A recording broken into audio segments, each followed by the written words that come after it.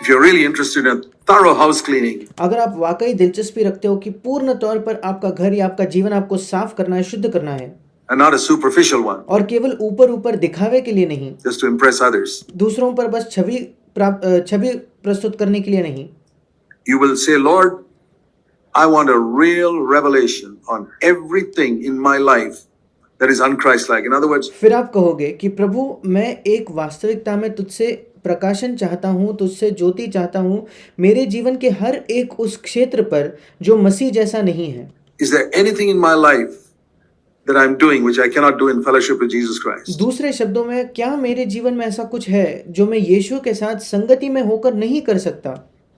Everything in my life I must do in fellowship with Jesus Christ. जो कुछ मैं अपने जीवन में करूं, मुझे यीशु मसीह के साथ संगति में मिलकर उस चीज को करना है। And something I can't do in fellowship with Christ, I must not do. और अगर मैं यीशु के साथ संगति में होकर किसी चीज को नहीं कर सकता तो मुझे वो नहीं करनी चाहिए। I've told people, मैंने लोगों को बताया है, if you're sitting watching television अगर आप बैठकर टीवी देख रहे हो and something comes up which Jesus Christ will not sit next to you and watch, और अगर टीवी पर ऐसा कुछ आ जाता है जो यीशु मसीह आपके साथ बैठकर नहीं देखता, and you keep watching it, और उसके बावजूद आप उसे देखते रहते हो, I would even be bold enough to say, तो मैं इतना निडर होकर यह भी कह सकता हूं your Christianity is shallow. कि आपकी जो मसीहत है वो बिल्कुल उथली है, उसमें कोई गहराई नहीं है। You've never really repented. Your repentance was 90 degrees perhaps. आपने वास्तविकता में कभी मन नहीं फिराया। आपका जो मन फिराव था वो शायद केवल 90 डिग्री का था, 90 डिग्रीज का था, पूरा नहीं था, Or zero. या शून्य था। Certainly not 180 degrees. निश्चित तौर पर 180 डिग्री तो वो नहीं था। If it is 180 degree repentance, अगर 180 डिग्री से पीछे मुड़कर आपने मन फिराया होता तो you would not sit and watch that television program which Jesus cannot sit and watch next. तो आप बैठकर उस टीवी प्रोग्राम को नहीं देखते जो यीशु मसीह आपके साथ बैठकर नहीं देख पाता। Sitting next to you. You would not do anything. If you're signing a document, आप कुछ भी नहीं करते। अगर आप किसी डॉक्यूमेंट पर, किसी दस्तावेज पर आपको साइन करना है and there's something fishy about that document, और उसमें कुछ गड़बड़ी है उस डॉक्यूमेंट में, वो पूरे तौर पर अगर सही नहीं है तो, it's not absolutely accurate, maybe a financial statement, पूर्ण तौर पर वो सही नहीं है, शायद वो कोई आर्थिक फाइनेंशियल स्टेटमेंट हो सकता है, and Jesus cannot sign that as a witness, और यीशु मसीह वहां एक गवाह होकर, एक साक्षी होकर अगर उस पर साइन नहीं दे सकता है तो I wouldn't sign it. तो मैं उस पर दस्तखत नहीं करता, साइन नहीं करता। I remember a brother in our church once came to me. मुझे याद है एक बार हमारी कलीसिया के एक भाई मेरे पास आए। He said, Brother Zach, can you sign as a witness for this? I said, I can't. उन्होंने कहा, क्या यहाँ एक गवाह होकर, साक्षी होकर आप यहाँ आपका दस्तखत कर सकते हो क्या? मैंने कहा, मैं नहीं कर सकता, I feel this is not absolutely right. क्योंकि मुझे लगता है ये पूरी तौर पर सही नहीं है। You can get offended with me, you like? आप चाहो तो मेरे वजह से बुरा मान जाओ, मुझसे नाराज हो जाओ। I said, I will not sign as a witness. मैंने कहा, मैं गवाह एक गवाह करके मैं वहां दस्तखत नहीं करूंगा, Because it's wrong. क्योंकि वो गलत What है। you're signing. आप जो साइन करने बोल रहे हो वो गलत है, You're cheating. आप धोखा दे रहे हो। So, if you follow this principle, you'll be amazed to see the tremendous progress you make in your Christian life even within 1 year.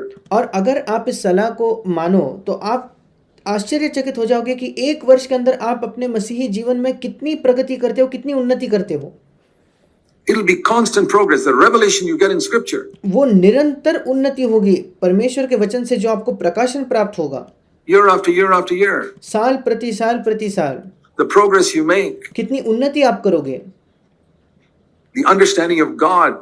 परमेश्वर के बारे में जो आपकी समझ होगी, Laying hold of eternal life. अनंत जीवन को धरना, Knowing God more and more and परमेश्वर को अधिक और अधिक तौर पर जानना, experiencing His life more and more in you. और उसके जीवन को अधिक और अधिक आपके जीवन में ग्रहण करना, स्वीकार करना।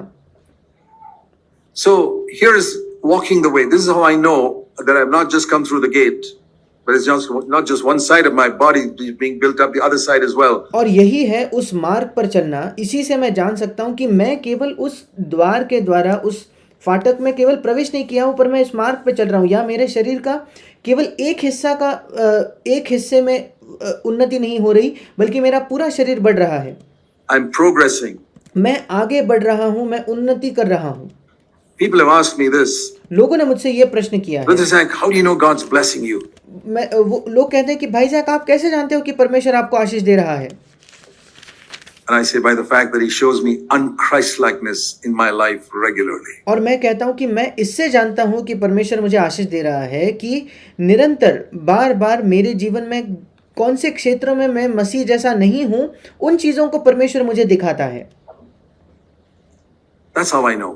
इसी से मैं जान सकता हूं। It's not that, oh, so many people came to hear me or somebody said he was blessed. ये नहीं कि इतने लोग मुझे सुनने आए या कई लोग मुझे सुनकर वो कहने लगे कि वो आशीषित हो गए। Praise God for all that, but हाँ, that उस सब के लिए परमेश्वर की स्तुति हो, is not to me the mark of the greatest blessing. And that's God's पर वो मेरे लिए चिन्ह नहीं है कि परमेश्वर मुझे आशीष दे रहा है। mercy. वो तो परमेश्वर की दया है केवल।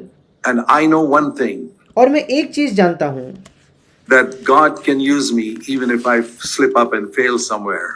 परमेश्वर मेरा तब भी इस्तेमाल कर सकता है अगर मैं कहीं फिसल कर गिर जाऊं, उसके बावजूद परमेश्वर तो मेरा इस्तेमाल कर सकता है।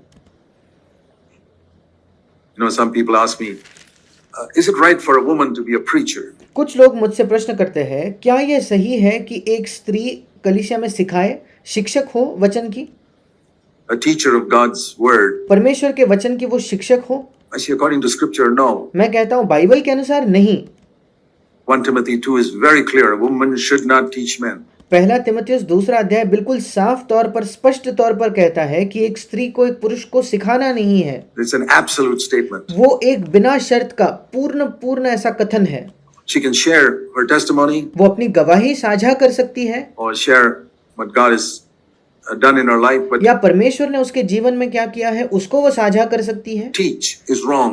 पर शिक्षा देना, सिखाना वो गलत है। And they say, what about these some famous women preachers on television? और फिर लोग तुरंत कहते हैं, फिर भाई जैक उनका क्या, जो ये लोकप्रिय बहुत ही जाने माने स्त्रियां हैं जो प्रचारक है जो टीवी पर आती है, They speak such good things and people are being blessed. और वो कितनी अच्छी प्रचार करती है और उससे लोग आशीष भी पा रहे हैं। I say, I agree. मैं कहता हूँ हाँ, मैं उससे सहमत हूँ। I'm not saying people are not being blessed. मैं ये नहीं कह रहा कि लोग उससे आशीषित नहीं हो रहे। Let me tell you an Old Testament story. मैं आपको पुराने नियम की एक कहानी बताना चाहता हूँ। You read it in Numbers in chapter 20, आप गिनती की पुस्तक उसके 20 अध्याय में उसे पढ़ सकते हो, 21. 20 और 21 अध्याय में। God told Moses to speak to the rock. The first परमेश्वर ने मूसा से कहा था कि वहां जो पत्थर है उस पत्थर से वो बात करे, उस पत्थर को कुछ कहे। time in Exodus 17, when they began their journey, God said, hit the rock. पहले बार निर्गमन 17 में जब उनकी यात्रा शुरू ही हुई थी इसराइलियों की, तब परमेश्वर ने मूसा से कहा था कि उस पत्थर पर अपने छड़ी से मारो, And the waters flowed. और वहां से पानी बह निकला। Now 40 years later, God Abhi- said, you don't have to hit the rock now. अब 20 वर्षों बाद परमेश्वर कहता है कि तुझे उस पत्थर को मारने की जरूरत नहीं है। Hitting the rock is a picture of Christ being crucified. उस पत्थर को मारना, वो पत्थर का मारे जाना, ये एक प्रतीक है, ये एक चिन्ह है कि यीशु मसीह क्रूस पर चढ़ाया जाएगा, And he doesn't have to be crucified a second time. I mean, और उसको दूसरे बार क्रूस पर चढ़ाने की कोई जरूरत नहीं। Moses didn't understand that, but that was a symbolism. पर मूसा ये सब नहीं समझ रहा था कि उसका प्रतीकात्मक रूप से क्या मतलब है। You don't hit the rock a second time. You don't crucify Christ again. आपको दूसरे बार पत्थर को मारने की जरूरत नहीं, आप क्रूस पर मसीह को दूसरे बार नहीं चढ़ाते। Speak to the rock. अब उस पत्थर से केवल बात करो या उस पत्थर को केवल कह दो। Now, even if Moses didn't understand the symbolism of it, अब यद्यपि मूसा को उस सत्य का जो प्रतीकात्मक रूप है वो नहीं पता था, उसके बावजूद भी he should have obeyed God. उसको परमेश्वर की आज्ञा माननी चाहिए थी। But he was so angry with the Israelites, पर वो इसराइलियों से इतना गुस्सा था, इतना क्रोधित हो चुका था, he took his rod and you rebels, he said, and he hit the rock. और उसने उस छड़ी को ली और छड़ी को उस पत्थर पर मारा, और उसने कहा तुम जो विद्रोह करने वाले हो, और उसने उस पत्थर पर वार किया। Now, my question is, when you disobey God, will there be a blessing? अब प्रश्न मेरा ये है, जब आप परमेश्वर की आज्ञा नहीं मानते, उसकी अवज्ञा करते हो, तो क्या वहां आशीष होगी? Did the waters flow or not? तब उस समय जब मूसा ने बात नहीं मानी, तब क्या पानी बहा या नहीं बहा? Does God bless a disobedient servant? क्या परमेश्वर उसके अनाज्ञाकारी सेवक को आशीष देता है? Amazingly, yes. अद्भुत तौर पर इसका उत्तर है हाँ। Why? क्यों? Because he loved those 2 million thirsty people. क्योंकि वहां जो 20 लाख प्यासे लोग थे, उनसे परमेश्वर प्रेम रखता था। Why should those 2 million people die of thirst just because one servant is disobedient? क्यों वो 20 लाख लोग प्यास के मारे मर जाए केवल इसलिए कि परमेश्वर का एक सेवक उसने परमेश्वर की आज्ञा नहीं मानी? So that was not a proof that God was happy with Moses. और ये इस बात का प्रमाण नहीं था, इस बात का सबूत नहीं था कि परमेश्वर मूसा से खुश है क्या। It is a proof that God loved 2 million thirsty people. वो इस बात का प्रमाण या सबूत है कि परमेश्वर 20 लाख प्यासे लोगों से प्रेम रखता है। So when God blesses a woman's ministry or a man's ministry, it does not mean that God approves of that woman's teaching. इसलिए जब परमेश्वर किसी पुरुष या किसी स्त्री के सेवकाई को आशीषित करता है, इसका ये मतलब नहीं कि परमेश्वर उस स्त्री की जो शिक्षा है, जो वो सिखा रही है, उसको स्वीकार करता है या उसको मानता है, उसकी स्वीकृति है, इसको वो नहीं दर्शाता। It proves that God loves those needy people sitting there. वो केवल इस बात का प्रमाण है, इस बात को साबित करता है कि परमेश्वर उन जरूरतमंद लोगों से प्रेम करता है जो वहां बैठे हैं। That even when somebody is disobeying my word, I'll still bless those people. कि जब कोई मेरे वचन को नहीं मान रहा, उसके बावजूद मैं कुछ उन लोगों को आशीष देना चाहता हूँ। But then he will deal with that servant later on. पर उस सेवक से बाद में परमेश्वर खुद बर्ताव करेगा, उससे सही तरीके से वो बर्ताव करेगा। Sure. जरूर। He'll deal with every woman who disobeys God's word. प्रत्येक स्त्री जो परमेश्वर के वचन को नहीं मानती, उसकी आज्ञा नहीं मानती, उसके साथ परमेश्वर बाद में सही बर्ताव And करेगा। he'll deal with a man who disobeys God's word as well. और किसी पुरुष से भी अगर वो परमेश्वर की वचन की आज्ञा न माने तो। He hauled up Moses उसने बाद में मूसा को बुलाया, after the water had flowed and everybody was blessed. जब पानी बह चुका था और सब लोगों ने आशीष पा ली थी। Okay, Moses, now time for me to deal with you. ठीक है मूसा, अब समय आता है, मैं तुमसे अब बात करना चाहता हूँ। How shall I deal with you मैं कैसे बर्ताव करूँ तुम्हारे साथ? for disobeying my word? मेरा वचन नहीं मानने के लिए, उसकी अवज्ञा करने के लिए। You have longed for 40 years to enter the land of Canaan, right? 40 वर्षों से तुम्हारे जीवन में, हृदय में यही लालसा थी कि कनान देश में तुम प्रवेश करो। You are punished. तुमको दंड दिया जाता है। You will not enter the land of Canaan. तुम कनान देश में प्रवेश न करोगे। Wow. क्या ही अद्भुत दंड था ये। I mean, he would have gladly chosen leprosy or cancer instead of that. इसके बजाय मूसा तो खुशी खुशी कोढ़ चुन लेता, वो कैंसर चुन लेता। That was the severest punishment he could get. ये सबसे कठोर दंड था जो वो कभी पा सकता था। For what? किस लिए? For one simple thing, एक साधारण चीज के लिए, that he disobeyed the word of God. कि उसने परमेश्वर के वचन की आज्ञा नहीं मानी। It was a small thing. छोटी सी बात थी। It's a small thing when it says a woman shouldn't teach. छोटी सी बात है जब बाइबल में लिखा है कि स्त्रियों को प्रचार नहीं करना, उनको सिखाना नहीं है, Man. एक It's a पुरुष को नहीं सिखाना है। small thing when God says don't hit the rock, speak to it. एक छोटी चीज है जब परमेश्वर कहता है उस चट्टान को मारो मत, उससे बात करो, उसको ये कहो। The question is not whether it's a small thing or not. प्रश्न ये नहीं कि वो छोटी बात है या बड़ी बात है, The question is who said it. प्रश्न ये है कि किसने कहा है। वो The person who said it was Almighty God. जिसने वो कहा था वो सर्वशक्तिमान परमेश्वर था। And that's what makes the difference. और उसी से सारा अंतर आता है, उसी की वजह से फर्क पड़ता है। So that's just in passing I want to say ये तो बस मैं एक बात कहना चाहता था that the fact that God blesses our ministry is not the proof that God is happy with us. कि ये सत्य कि परमेश्वर हमारे सेवकाई को आशीष दे रहा है, ये इस बात को नहीं साबित करता कि परमेश्वर हमसे खुश है या प्रसन्न है। Remember that all your life. कृपया इसे अपने जीवन भर याद रखिए। I learned that long ago. मैं ये बहुत समय पहले सीख गया। The proof that God is blessing me is that I'm getting light on the unchrist-like areas in my life every day, and God is my witness. और परमेश्वर मुझे आशीष दे रहा है, इस बात का सबूत या प्रमाण ये है कि परमेश्वर मेरे जीवन के उन क्षेत्रों में जो मसीह जैसे नहीं है, प्रतिदिन मुझे ज्योति देता है, मुझे प्रकाश देता है। I say this. और परमेश्वर मेरा गवाह है जब मैं ये कहता हूँ। I live in repentance every single day. मैं प्रतिदिन मन फिराव में जीता हूँ My life. मेरे जीवन में। I'm discovering areas of unchristlikeness. मैं मेरे जीवन में ऐसे क्षेत्र आज भी खोज रहा हूँ, मुझे ऐसे क्षेत्र मिलते हैं जो मसीह जैसे नहीं हैं। I want to become totally like Jesus one day. मैं एक दिन पूरे तौर पर, संपूर्ण तौर पर यीशु जैसा बनना चाहता हूँ। And I want to make progress in that. And I know that my self life is like a huge onion. और मैं इसी मार्ग में प्रगति करना चाहता हूँ, उन्नति करना चाहता हूँ, और मैं जानता हूँ मेरा जो स्वयं का जीवन है वो एक बड़े प्याज के समान है। I peel off one layer and I think I've come to the end of my self-life. No. Tomorrow something else happens and I discover another layer. और मैं ऊपर की जो क्यारी होती है, ऊपर की एक सतह को मैं निकाल देता हूँ और मुझे लगता है कि खत्म हो गया, नहीं, उसके नीचे एक और सतह होती है। Wow, I thought I'd finished with that. अब मुझे तो लगा था कि ये पूरे के पूरे खत्म हो चुकी है। No, you haven't. नहीं, खत्म नहीं हुआ। Now, if you're not serious, you will never discover that second layer. अब अगर आप गंभीर नहीं हो तो आप कभी भी उस दूसरे सतह को, दूसरा जो तह है उसे नहीं पा सकोगे, उसे नहीं खोजोगे। You may tear off 2 or 3 layers of your self-life and you say, I made some progress.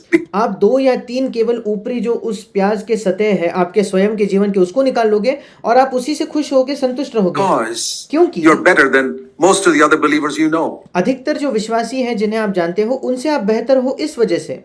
That's the biggest problem with comparing yourself with others. ये सबसे बड़ी समस्या है जब आप अपनी तुलना दूसरों से करते हो तो। If you want this all progress to stop in your life, just अगर आप सब अपने जीवन में उन्नति करना चाहते हो compare yourself with other believers in your church. तो बस अपने कलीसिया में जो दूसरे विश्वासी है उनसे अपनी तुलना करना बंद कर दो। I guarantee your progress will stop. मैं आपको गारंटी देता हूं कि आपकी उन्नति रुक जाएगी अगर आप ये करोगे तो। And you will be proud. और आप घमंडी बन जाओगे अगर आप दूसरों से तुलना करने लगो तो। You'll get no more light on yourself. आपको अपने ऊपर, अपने बारे में कोई ज्योति नहीं मिलेगी परमेश्वर से। But if you really want to make progress and you want to go along the way, पर अगर आप वास्तविकता में उन्नति करना चाहते हो और इस मार्ग में आगे बढ़ना चाहते हो, विकास करना चाहते हो तो make a decision in your life that you'll only compare yourself with Jesus Christ. तो अपने जीवन में एक निर्णय लीजिए कि आप केवल अपनी तुलना यीशु मसीह से करोगे। Run the race looking unto Jesus, उस दौड़ को यीशु को देखते हुए दौड़िए। not looking here and there like Peter when he was walking on the water, he sank. ये नहीं कि आप यहाँ वहां देखकर दौड़ते हो पतरस के समान। जब पतरस ने यहाँ वहां देखा तो वो डूब गया। You will sink too आप भी डूब जाओगे if you look here and there. अगर आप यहाँ वहां देखते रहो तो। Look only unto Jesus, केवल यीशु की ओर देखें and I guarantee और मैं आपको गारंटी देता हूँ you will always discover some area in your life that is un-Christ-like, and you repent of it. आप हमेशा अपने जीवन में कोई ऐसा क्षेत्र पाओगे, खोजोगे जो मसीह जैसा नहीं है, और अगर आप उससे मन फिराओगे तो You may slip up again tomorrow. शायद आप कल वापस फिसल जाओगे। I know in my life I've slipped up in the same area sometimes many times. मैं जानता हूँ मेरे जीवन में मैं कुछ क्षेत्रों में कई बार फिसला हूँ, But I hate it. I पर मैं उससे नफरत करता हूँ, confess it. I No. renounce it. मैं उसको मान लेता हूँ, कबूल करता हूँ, उसको छोड़ देता हूँ। And a day comes when that giant is under my feet. और एक दिन आता है जब वो जो राक्षस है, वो दानव है, वो मेरे पैरों तले होता है। Some giants can be killed with one blow. शायद कुछ जो राक्षस हैं वो उनको एक ही वार से मार सकते हैं हम, But some of these stronger giants need many blows before they are killed. पर इनमें से कुछ जो बहुत ही बलवंत या सामर्थ्य से भरे दानव या राक्षस होते हैं उन पर कई वार करने की आवश्यकता होती है जिससे पहले उनकी मृत्यु हो जाए। But I am determined to kill them. पर मैं बिल्कुल निश्चित हूँ कि मैं उनको मार दूंगा। And you know how the Lord said, don't even spare the little children of those giants. और क्या आप जानते हो कैसे परमेश्वर ने इस्राएलियों को बताया था कि कनान देश के जो राक्षस है उनके जो छोटे बच्चे हैं उनको भी मत छोड़ना। And sometimes we spare those little children. और कभी-कभी हम जो है हमारे जीवन में उन राक्षस के छोटे बच्चों को वैसे ही छोड़ देते हैं। Those teeny weeny things which we think are not so serious. वो छोटी-छोटी जो बातें जो हमें लगता है कि ये ज्यादा गंभीर नहीं है। Teeny acts of selfishness. छोटे-छोटे स्वार्थी होने के जो काम है। Words that are spoken in a subtle way to hurt somebody. हमारे शब्द जो हम इस्तेमाल करते हैं बिल्कुल धूर्त तौर पर दूसरों को चोट पहुंचाने के लिए।